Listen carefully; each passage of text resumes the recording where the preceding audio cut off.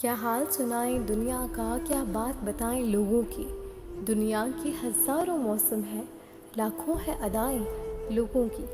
کچھ لوگ کہانی ہوتے ہیں دنیا کو سنانے کے قابل، کچھ لوگ نشانی ہوتے ہیں بس دل میں چھپانے کے قابل۔ کچھ لوگ گزرتے لمحے ہیں، ایک بار گئے تو آتے نہیں۔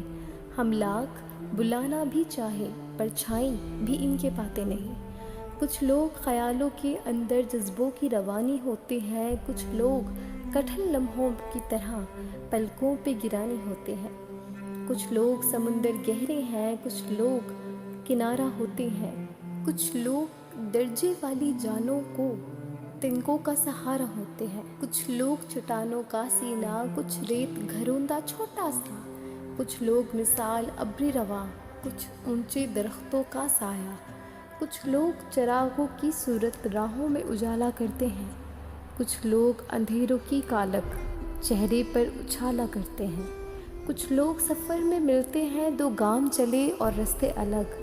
کچھ لوگ نبھاتے ہیں ایسا، ہوتے ہی نہیں دھڑکن سے الگ۔